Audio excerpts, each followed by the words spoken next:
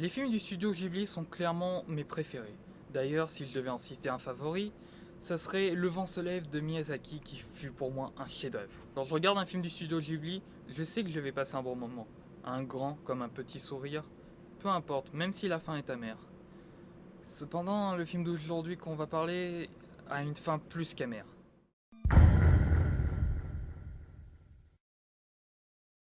Le tombeau des Lucioles est un film d'Isao Takahata réalisé en 1988.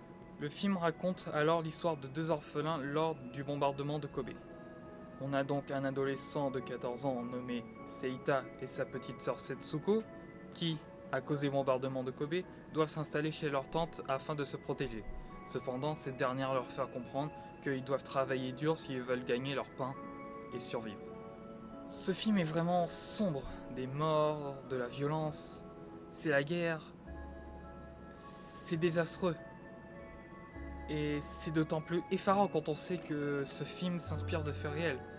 Car oui, le bombardement de Kobe est quelque chose qui est vraiment passé. C'était une attaque aérienne américaine qui s'est déroulée au Japon durant la Seconde Guerre mondiale. Plusieurs villes du Japon furent bombardées, dont la ville de Kobe.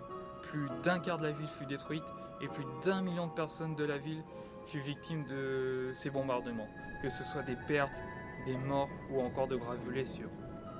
En réalité, le film est inspiré de La tombe des Lucioles, une nouvelle semi-autobiographique réalisée en 1967 par Takeuchi Osaka. Le début du film commence fort. On voit Seita, le personnage principal, qui est mort dans une gare avec d'autres enfants. Comme ça, sans véritable prévention. C'est surprenant et choquant, car le héros principal est mort dès le début. Mais de ce fait, on se rend compte que l'histoire sera un flashback avant sa mort. Tout de même, c'est assez surprenant, même pour ce genre de film. On n'est pas habitué à voir directement dès le début la mort du personnage principal. Durant le film, il y aura un lieu qu'on retiendra, ce sera le lieu de l'abri lors des bombardements. C'est un lieu où Seita et sa petite sœur iront souvent pour se protéger, et même à un point du film, ils décideront d'y vivre. C'est un lieu important, car au début du film, ce lieu fut l'endroit où Seita, sa sœur et leur mère se cachèrent, du moins se protégèrent, lors des bombardements. Cependant, leur mère fut morte des blessures et brûlures causées par l'un des bombardements et ils en perdirent leur maison. Du coup, ils décident de vivre dans ce lieu qui, en quelque sorte, est un lieu symbolique. Plus tard dans le film, Seita, qui a besoin de nourriture pour sa sœur, décide de voler à un fermier. Cependant, quand ce fermier le voit, il n'hésite pas. Il attrape Seita et le bat violemment. C'est assez choquant de voir ça. Genre, vraiment, on ne s'y habitue pas du tout en fait. Car Seita, ce n'est qu'un jeune garçon et il ne fait ça que pour sauver sa sœur qui est vraiment affamée et qui en est anorexique. C'est effarant parce que ce sont des gens qui subissent les mêmes problèmes, ils subissent le même type de bombardement, ils sont techniquement des alliés, mais ils restent quand même en quelque sorte des ennemis. Plus tard, vers la moitié du film, sa sœur tombera justement gravement malade à cause de son anorexie. Alors c'est justement l'une des conséquences qui peut arriver véritablement dans la guerre. Les familles perdent leur nourriture, ils perdent des emplois, ils ne peuvent plus forcément nourrir eux ou leurs enfants, et ils doivent forcément faire des sacrifices, comme par exemple sacrifier le plus faible au profit du plus fort.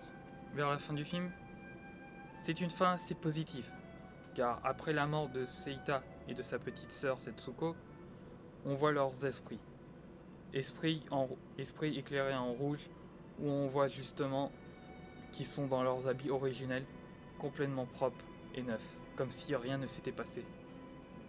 Puis on les voit prendre un train, s'en allant à une direction inconnue, ce qui est probablement une métaphore de leurs âmes qui décident de s'en aller pour rejoindre l'au-delà afin de rejoindre aussi leurs parents. Je suppose que comme moi, vous avez oublié ce détail, vous avez eu de l'espoir pour lui, que au moins lui survive et ait un grand avenir. Cependant, le film nous ramène directement à cette triste réalité, Seita est mort. Il est clair qu'on s'attache très vite aux personnages. Ils sont touchants, c'est des enfants. Ils sont jeunes et encore innocents et subissent déjà une grave réalité à leur époque. On a de la peine pour eux quand un malheur leur arrive. On leur souhaite le meilleur, on espère qu'ils auront le meilleur. Cependant, ce n'est pas du tout le cas. Comme vous avez pu le constater, ce film se base surtout sur la réalité de la guerre. Cependant, ce n'est pas rien qu'avec l'histoire que cette réalité est développée. C'est aussi avec l'image que l'on voit. Les dessins ne sont pas extravagants ou cartoonesques. On reste dans une certaine forme de réalisme tout en gardant le côté manga. Les décors, certains inspirés de faits réels, sont extrêmement bien réalisés et très magnifiques. Que ce soit dans le dessin, dans l'histoire, tout est gardé dans le réalisme.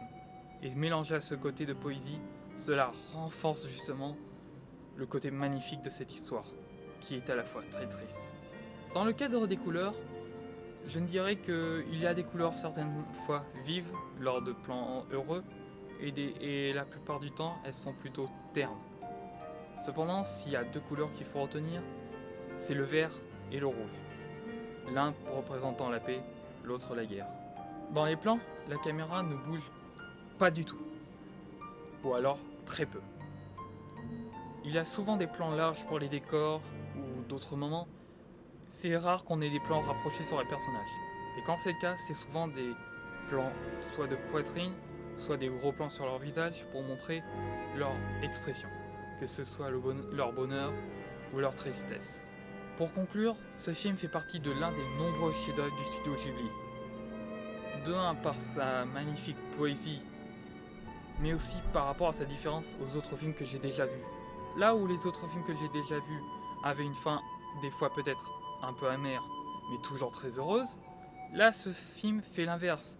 Il est un peu heureux, mais pour une fin énormément amère. C'est une fin qui est triste quand on se rend compte. Il a certes une part de bonheur, mais ça cache le fait que c'est une fin triste. Car ce film a réalisé son but, nous rendre tristes et nous faire déprimer face à une réalité auquel on ne peut contrôler.